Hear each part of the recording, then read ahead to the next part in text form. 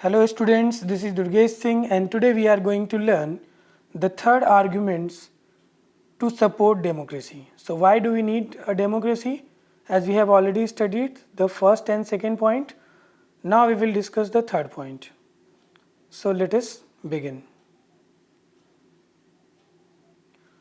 So democracy provides a method to deal with the differences and conflict.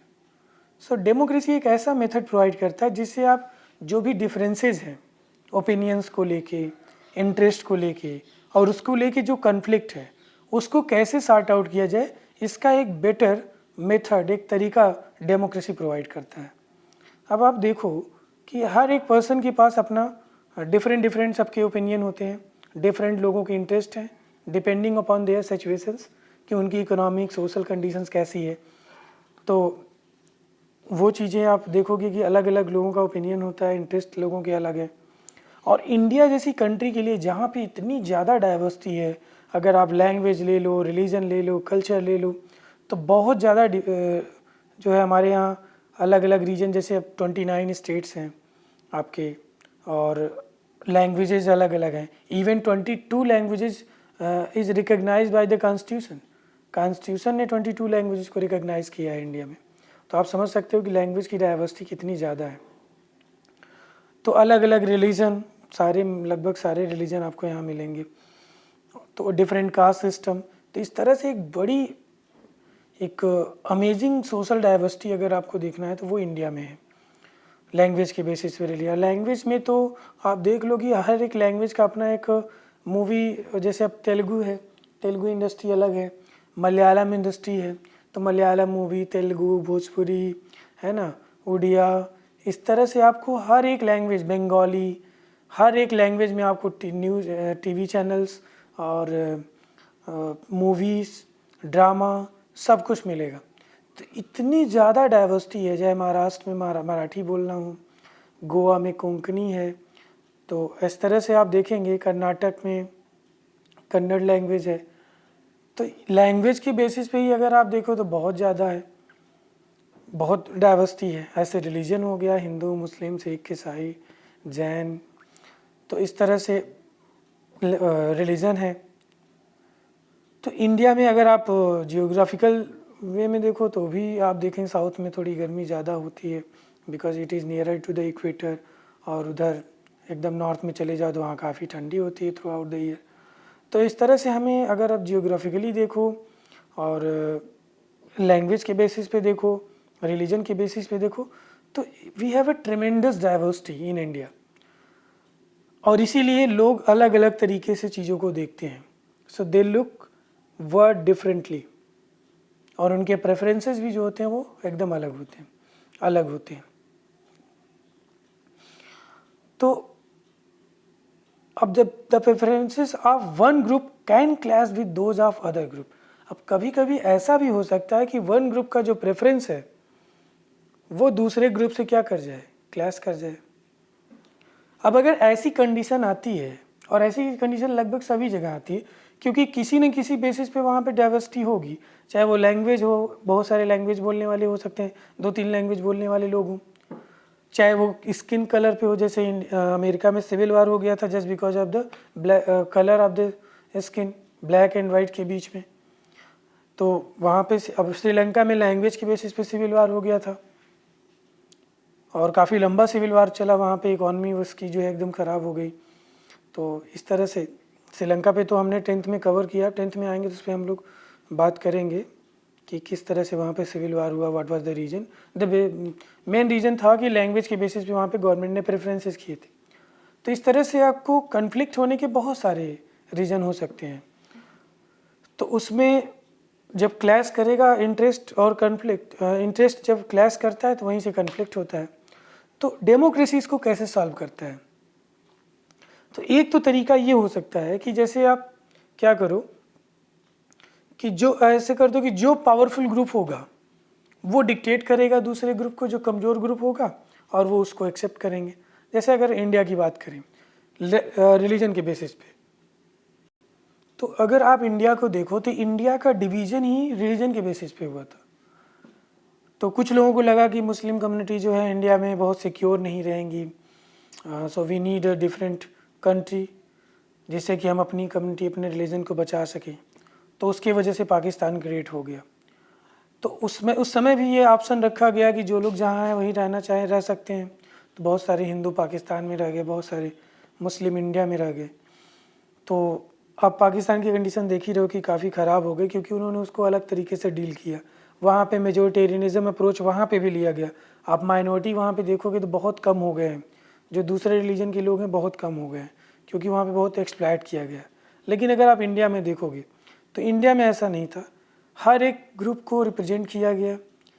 Even कि जो हमारे country का division था वो रिलीजन बेसिस पे था, लेकिन उसके बाद भी मुस्लिम्स को बहुत फ्रीडम दी गई, जिससे कि उनको कभी भी ऐसा ना लगे कि they choose the wrong country to live इन।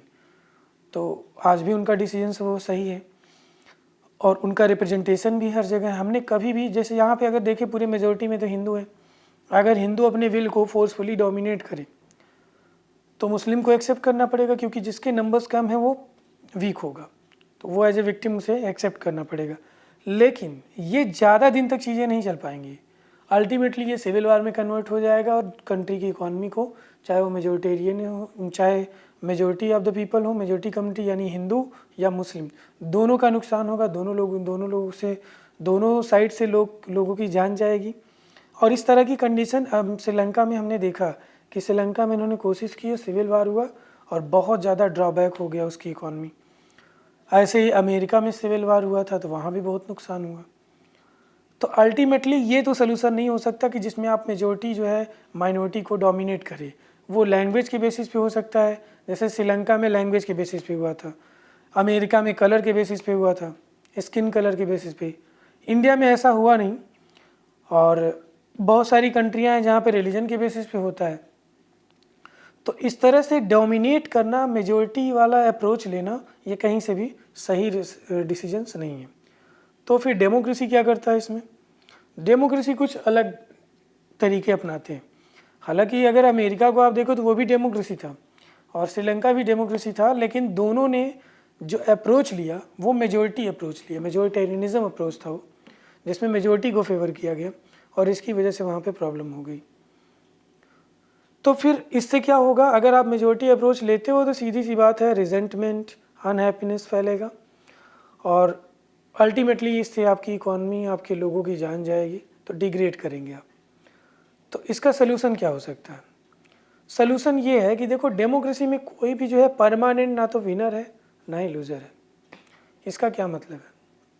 इसका मतलब सिंपल सा है कि डेमोक्रेसी में आप देखो गवर्नमेंट आती जाती रहती है, गवर्नमेंट बदलती रहती है। कभी इस कम्युनिटी के लोग ज़्यादा रिप्रेजेंट होते हैं गवर्नमेंट में, कभी वहाँ दूसरी कम्युनिटी के। दूसरी बात, हमने कोशिश की है कि हर एक कम्युनिटी का रिप्रेजेंटेशन गवर्नमेंट में हो। तो आप देखो कोई भी गवर्नमेंट बनती है तो उसमें एक मिनिस्टर मुस्लिम्स के होते हैं, एक होंगे, कास्ट वाइज भी देखा जाता है उसमें, ब्राह्मण, क्षत्रिय, अदर बैकवर्ड क्लास, ओबीसी। हर एक गवर्नमेंट के में देखेंगे तो आपको मिनिस्टर्स जो मिलेंगे डिफरेंट कास्ट रिलीजन के मिलेंगे अलग अलग मिनिस्ट्री में। ये पार्टियां बैलेंस करती हैं जिससे कि हर एक कास्ट कम्युनिटी के लोगों को लगे कि ये गवर्नमेंट उनकी भी उतनी है जितनी की अदर्स, दूसरे कम्युनिटी, दूसरे रिलीजन, दूसरे कास्ट के लोगों की। तो ये एक तरीका होता है। ये करती क्यों है पार्टियाँ? क्योंकि कोई भी एक कॉन्स्टिट्यूंसी किसी भी एक कास्ट की वोट से आप जीत नहीं सकते, क्योंकि किसी भी कॉन्स्टिट्यूंसी में एक पर्टिकुलर कास्ट, एक पर्टिकुलर रिलीजन के लोग डोमिनेट नहीं करते। रिलीजन में तो थोड़ा डोमिनेट कर जाएंगे, लेकिन कास्ट के बेसिस पे, इकोनॉमिक स्टेटस के बेसिस पे डोमिनेट नहीं करते हैं। तो एक ये हो गया। दूसरा, ये एक सबसे अच्छा तरीका है। डेमोक्रेसी क्या है? एक एक्सेप्टेंस, एक कोऑपरेशन को बढ़ावा देता है। अगर आप देखो इसका डेमोक्रेसी का मतलब ही होता है, demo means people and cracy means rule by, means जहाँ पे पीपल अपने रिप्रेजेंटेटिव के थ्रू रूल करें। इसका मतलब आप अपने रिप्रेजेंटेटिव को इलेक्ट कर रहे हैं so that they can rule on behalf of you, आपके बेसिस पे वो रूल कर सकें, आपके बिहाफ पे। तो ये एक्सेप्टेंस देता है कि आप आराम से पीसफुली आराम से रह सकें। इसीलिए आप देखिए कहीं कहीं पे जब देखा गया कि कास्ट का रिप्रेजेंटेशन ठीक से नहीं है तो उनको रिजर्वेशन के थ्रू हमने लाया, जैसे SC/STs के लिए पार्लियामेंट में सीट रिजर्व किया गया है। अभी विमेन को हमने उतना रिप्रेजेंटेशन नहीं दिया है हालांकि पंचायत में म्यूनसिपैलिटीज इलेक्शन में आप देखेंगे तो 33% वीमेन के लिए सीट रिजर्व है, लेकिन आप अगर पार्लियामेंट में देखेंगे तो अभी भी हमने जो है 10% का जो रेशियो है, यानी पार्लियामेंट में अभी 10% से ही कम वीमेन है। तो इनका रिप्रेजेंटेशन कम है, लेकिन हम नेगलेक्ट नहीं कर सकते कि एकदम नहीं है। ठीक है, तो इस पे भी अभी बिल है, लेकिन अभी पास नहीं हो पाया है। तीसरा आर्गुमेंट आप दे सकते हो कि in a diverse country like India democracy keeps our country together. नहीं तो अगर आप देखो, अगर इंडिया को डेमोक्रेसी अगर इंडिया में ना होती तो it is very impossible to live in a such a diverse country, और उसमें भी मेजोरिटेरियनिज्म अप्रोच के थ्रू। जैसे आप देखो, लैंग्वेज को डोमिनेट करो, आप इंडिया में कॉन्स्टिट्यूशन ने 22 लैंग्वेजेस को इसीलिए रिकॉग्नाइज किया so that we can share power with the other community.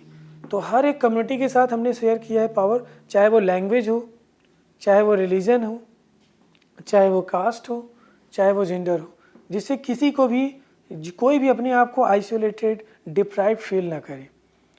इसी वजह से इतनी डाइवर्सिटी होने के बाद भी, इतनी अलग अलग लैंग्वेजेस में फिल्म बनने के बाद भी, इतनी अलग अलग लैंग्वेजेस में एग्ज़ाम कंडक्ट कराने के बाद भी हमारी कंट्री यूनाइटेड है। तो उसका सिंपल सा रीज़न ये है कि we are a democratic country, और वो डेमोक्रेटिक का जो आइडिया है, जो डेमोक्रेटिक वैल्यूज़ है, उसको हमने हर एक जगह इम्प्लीमेंट किया है बहुत अच्छे तरीके से। इसीलिए हमारी कंडीशन कभी भी अमेरिका या श्रीलंका जैसी नहीं हुई। और आप डेमोक्रेसी के बारे में एक और आर्गुमेंट दे सकते हो कि डेमोक्रेसी जो है ये केवल इतना ही नहीं बताता कि what government does, it is about what democracy does to the citizens.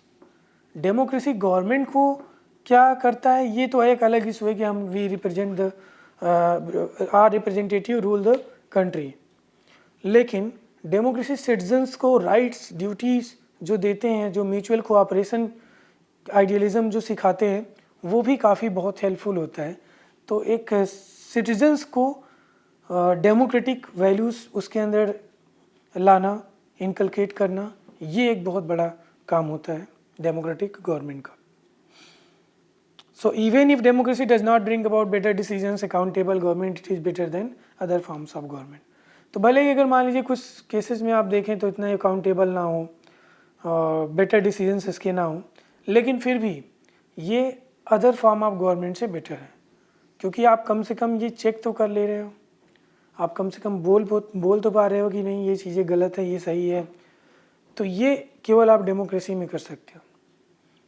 तो हम आइडियल फॉर्म में तो बिल्कुल नहीं है। अगर डेमोक्रेसी के आइडियल्स की बात करें तो देखो, आप भी आज भी इलेक्शंस में मैनिपुलेशंस होते हैं, लोगों के पास उतनी समझ नहीं होती पॉलिसीज़ को लेके, और उनके पास वोटिंग राइट है, चाहे वो रिच हो, चाहे पुअर हो, चाहे एजुकेटेड हो, चाहे अनएजुकेटेड हो, everyone has one vote and each vote cost one value.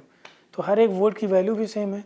तो इस तरह से हम इक्वलिटी को भी प्रमोट करते हैं, irrespective of their religion, gender and caste, we have given the right to vote. तो ये चीज़ें हैं। इसकी वजह से क्या है कि कभी कभी गलत लोग भी इलेक्ट होके आ जाते हैं, but majority of the people वो सही आते हैं, जस्ट बिकॉज एजुकेशन से ही, अगर आप केवल स्कूलिंग से ही आप बेटर डिसीजन ले सको, ऐसा नहीं है। तो इस तरह से ये आपका एक अकाउंटेबल फॉर्म ऑफ गवर्नमेंट अगर ना भी है तो भी ये बेटर फॉर्म ऑफ गवर्नमेंट है जो हम अभी तक एक्सपीरियंस किए हैं। So this is all. Now you will answer this question,